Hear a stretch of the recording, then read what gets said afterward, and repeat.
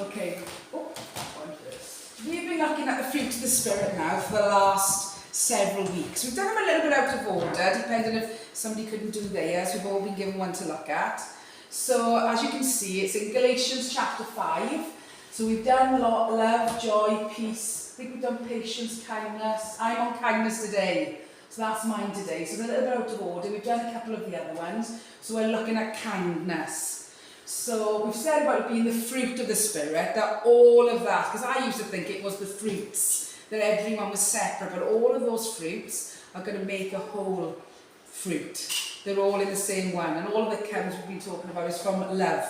So the fruit of the Spirit we're talking about today is kindness. And let me tell you, as I always say, these talks I like the fact we call them talks and not sermons. Because let me tell you, this has talked to me as much as I hope it's going to talk to you. So a lot of this is about me changing and taking on what I feel God is telling us. So, anybody can give me some examples of kindness? Maybe kindness has happened to you, kindness that you've done for other people. Just a couple. I bet people have been kind to you, haven't they? So even on a random thing that's happened, anybody held a door open for you? Compliment, giving you a compliment. Have you ever picked up a piece of rubbish off the floor, cooked a meal for somebody, given them a lift as you've gone past, let someone out before you or onto the train before you? And I'm sure there are millions of times that between us all that we have been kind and we've had kindness to us. So just those random everyday experiences of maybe even talking to somebody at the bus stop, or giving them a piece of advice. Oh, well, I've gone, when I went to the doctor, it's always one of those, isn't it? When I went to the doctor, I asked him about this tablet and said, oh, I'll have to ask next time I go. Just those little incidental bits of kindness. And those are what we call random acts of kindness. They just happen on the spur of the moment. And today, we appreciate those. And we're going to look at another type of kindness, which is more planned kindness. So we're going to have a little look at that as well. I suffer with an eating disorder, and my friend said, you look perfect the way you are. She could say lift days and everything like that. And so I said, I need to lose weight then. Yeah, but that's kind because she knows who you are. Yeah. So it's those words, and you take those words and you go, right, I'm not going to worry anymore. I'm not going to let it, And that's one of the things, it's the words that you say and the actions that you do. But even those little things that somebody she might have just said it in passing, but it can really mean a lot and make a difference to you. I'm just going to have a little drink because it's so warm. But there is more to kindness. I've always thought kindness was a bit of a mediocre word. It's just sort of used randomly, and it's sort of like, oh, well, we say, oh, that's kind. I always do it in school with the children. Oh, that's kind of you. Oh, yeah, you've been kind. But it's just sort of, just a random throwaway word. But a gentleman in his book, called Barry H. Corey, he's written a book about love kindness.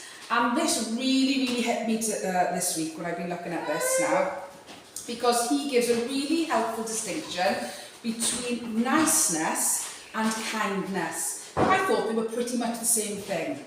So this is what he was been talking about. So if you look at aggression, and not like the angry, violent aggression, but aggression, a readiness to confront something, to take it on board, to deal with it.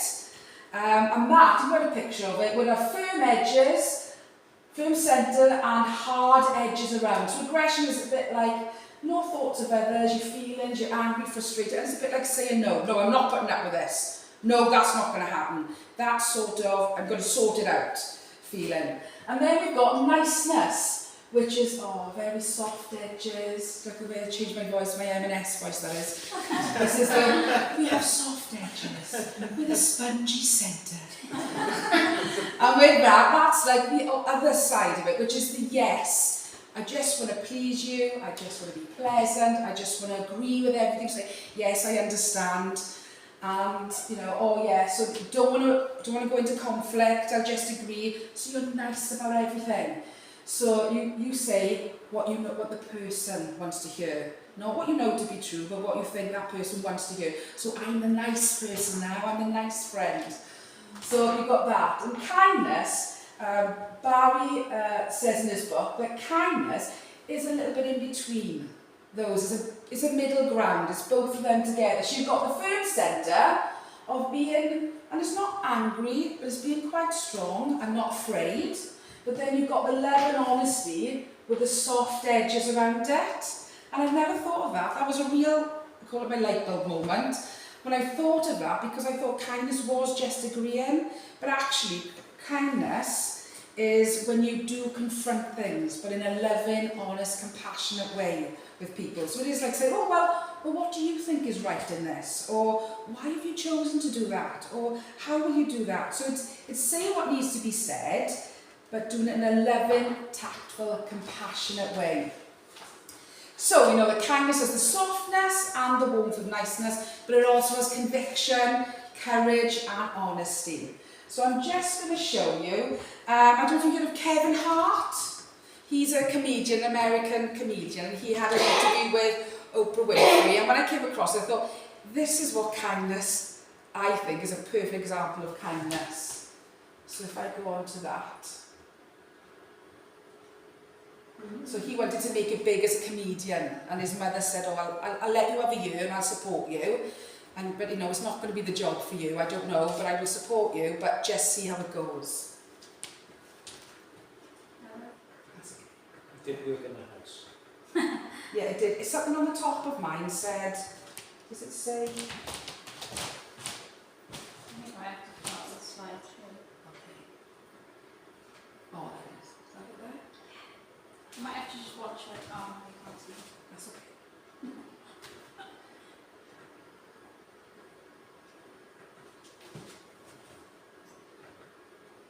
You sure it would? Yeah, definitely.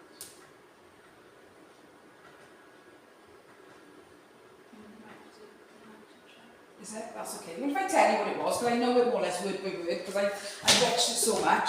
So he's having a chat with Oprah, and he says to her, he was just saying about, oh, my mother said, you have got 1 year. I'll give you 1 year. I will support you as much as I can and do that for you. But you've just got 1 year. So he was trying to make it big in America, in Los Angeles, and going around and doing all his little gigs and everything, but it was getting tough. So he'd gone to his mum and said, oh, look, mum, I haven't got the rent for this month. And her being a Christian, it said, well, have you read your Bible? And he went, well, no, I haven't had a chance. She said, come back to me when you've read your Bible. So a couple of weeks later, he's under a bit more pressure and now still hasn't been able to pay his rent. And he goes back and he says, oh, ma'am, honestly, ma'am, you said, you know, support me. Yeah, well, I have been. She said, but have you read your Bible? And she said, no, I haven't got time. I'm so stressed with work and trying to get gigs and stuff. She said, come back to me when you've read your Bible. So weeks went past, he's had an eviction notice, and he can't really believe that his mother now hasn't been helping him. You know, because she had done the year, but it was getting really close to now giving up. And he went to her and said, look, ma'am. And she said, you know what I'm going to ask you? He said, oh, you're going to ask me, have I read the Bible? Look, just give me the money. I can sort that out after. I haven't got time. It's so stressful. And she said, I think he couldn't understand why she was being mean and not being kind. So she said, read your Bible. So he'd gone home. It was a couple of days later. He went, you know, I don't know what else to do. I'm at the end of my tether. So he opened up his Bible, and the next 6 months' checks for his rent fell out. His mother had put the checks in the Bible for him. Excellent. That's what she wanted to do. Now, for me, that's that's really stuck with me as an example of real kindness. It's not yes, the niceness. It's not no, I'm not there to help you. But it's giving them the tools, the encouragement, the honesty of going, you know, God is there for you. Make God first, and everything else will sort itself out. So that was the story. And he said, I read my Bible. Didn't just take the money, but he said, you know, that is the ultimate kindness, and helping people to help themselves. Yeah. So it was about taking responsibility, growing, and, you know, having that conviction. So, as we know, Jesus is the example that we always look to for kindness. And, am I ready to put it back on? Yeah. Oh, it's okay, yeah.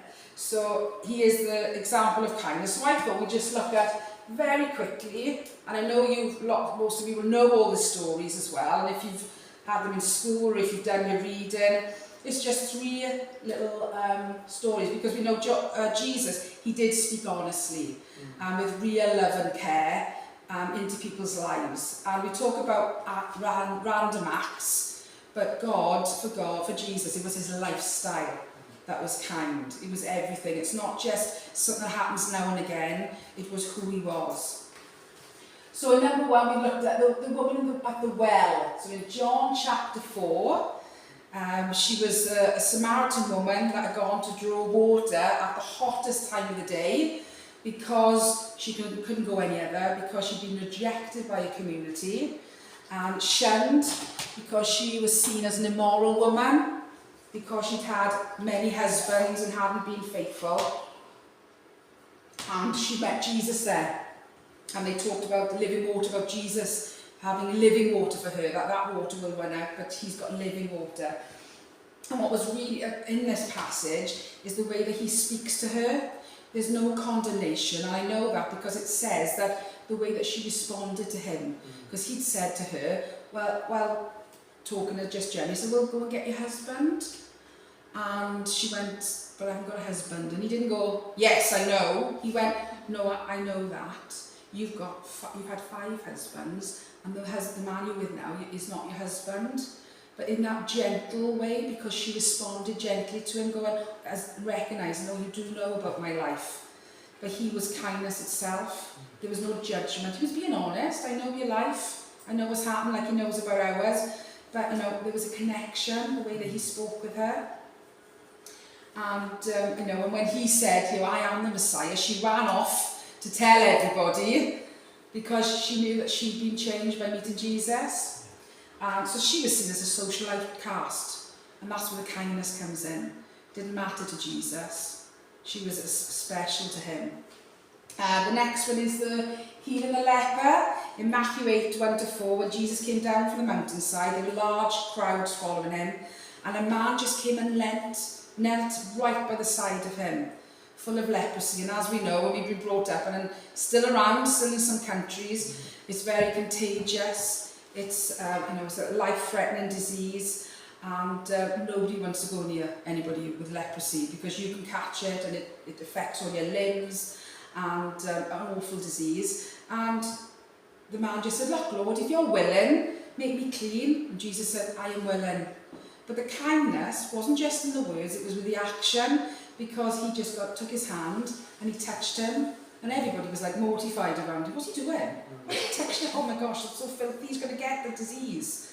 But, he went to places and met with people that were on the edge of society, that weren't treated the same as others, that were left, and that's what he's coming for those people who feel like that, and who feel that they might be different and going through different things. And Zacchaeus, I don't know if you remember it from school, I used to love my little Zacchaeus, this little song about being up in the tree. I loved Zacchaeus. So in Luke 19, verses 1-10, Zacchaeus, when Jesus went to Jericho, Zacchaeus was a chief tax collector.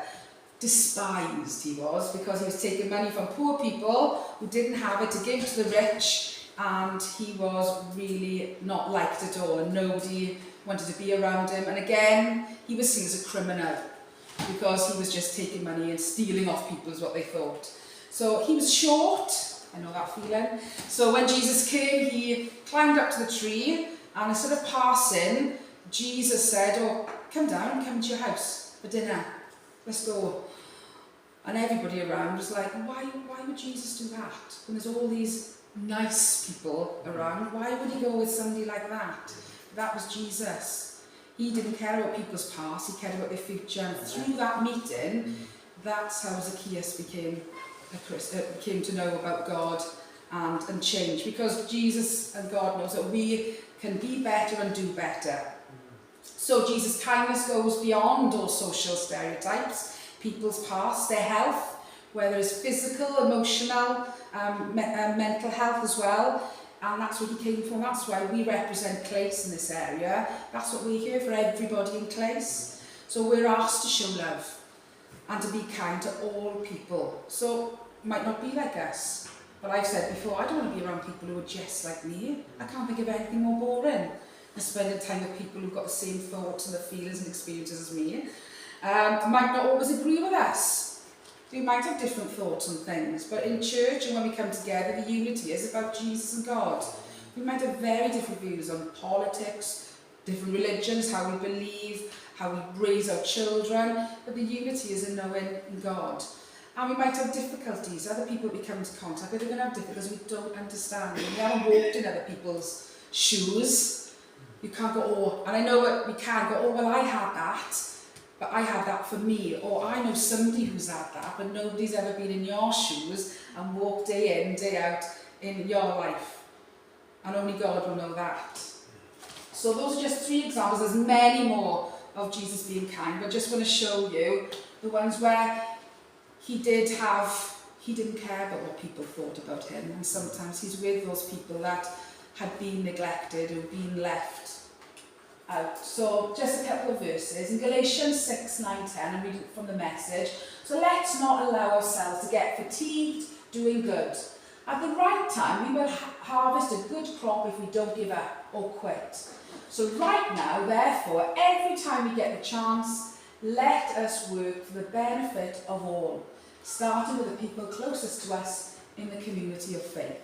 So what a great place to start when we share our practice, our kindness, and it is something that we sometimes, myself, need to practice. So in 1 Thessalonians chapter 5:11, so speak encouraging words to one another, build up hope, so you'll all be together in this, no one left out, no one left behind.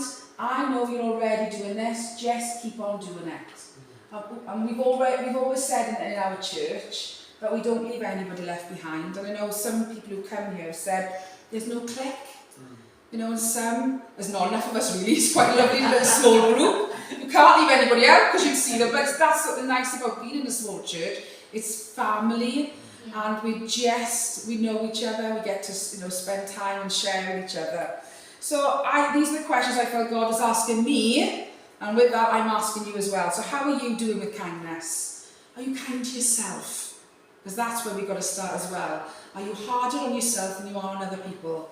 And I've just got that feeling of people, you expect so much of yourself, and you don't expect of other people. So starting with self-kindness, do you give yourself a break? Do you go, today isn't the day I'm going to do that? Or I'm going to do this to look after myself. Or to be kind, I'm going to have to say no, which is difficult for lots of us. There's lots of pressures from family, and you'll run yourself ragged. And I've done a little bit before when we talked about this, but you can't pour from an empty cup. You've got to fill that, and that's why spending time reading the Bible, praying, coming together, and having that time together is so important. Are your thoughts and experiences clouding your kindness to others? Because I know it does me. My experiences, especially of people. Because if I get hurt, I have got an elephant mentality of I will never forget. And, is that clouding how you are with other people? Your thoughts about them? Do we decide who deserves our kindness? Have we got that feeling of, well, they haven't been kind to me, why am I going to be kind back to them? But it should start with us. If everybody in the world thought that, the only one I can change is me. So, there's just a couple of things to think of. So, just to finish off, a nice short one, last time it was 40 minutes, everybody be grateful. Okay, just to finish off, kindness is a lifestyle. It's something about who you are. And I'm saying it, when I say it to you, I'm saying it to me, who I am.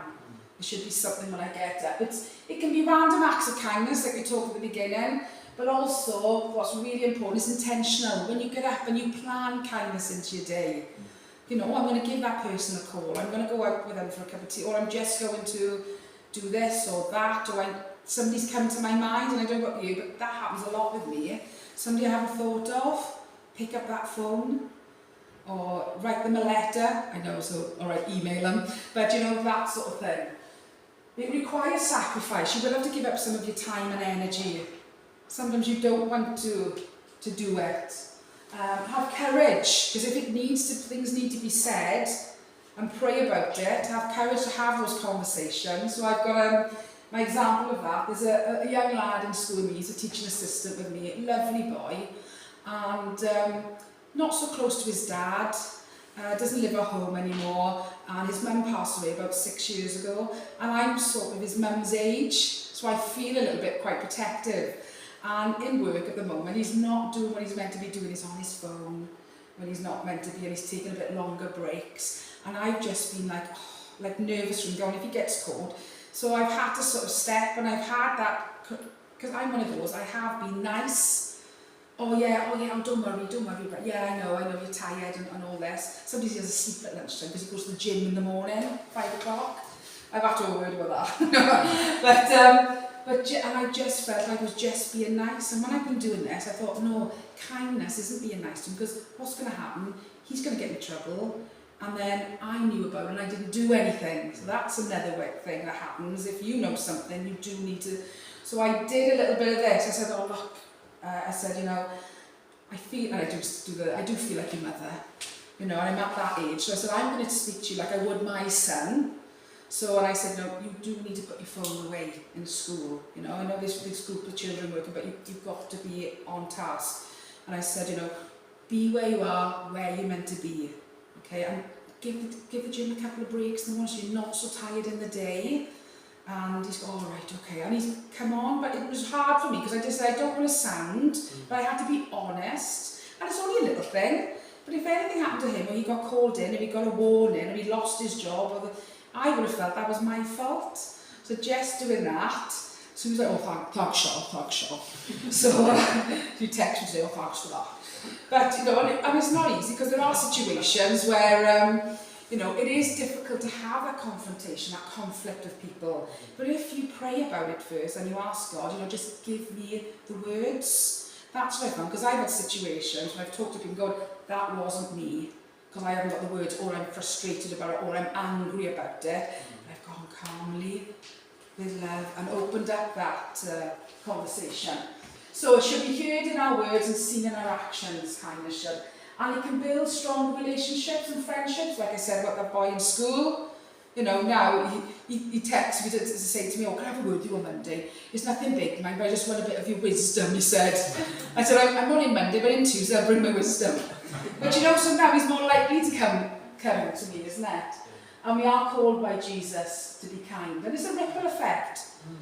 You know, I know Karen just happens to be here now, but I'll never forget, I was just saying to Dina, it's a ripple effect, because when my son's 23 now, but when he was 3, first day of nursery, and I don't know if you remember, if you've got children, they sort of stagger it, so some children Monday, Tuesday, Wednesday, and I'll always remember it. It was 20 years ago, and my son was 3, and we were a Thursday, so I knew everybody would be going in Monday, Tuesday, Wednesday, so I'm taking Gareth out, and I'm nervous, first child, even though I trained as a teacher, it's different when you've got your own children, really nervous going down, and I just got to the gate, and you know, he was just there, and I always remember Karen was in front of me, and just turned around and said, oh, hello, all right, it's your first day.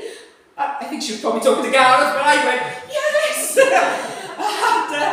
And from that time, she went, oh yeah, and she'd tell me little bits what's going on, but I never forgot that somebody went out of their way, and as random as it was, but that's intentional, because that's the way that Karen is, but it just made me feel so much better. It took what could have been, and looked after me, and you know, became my friend because of that.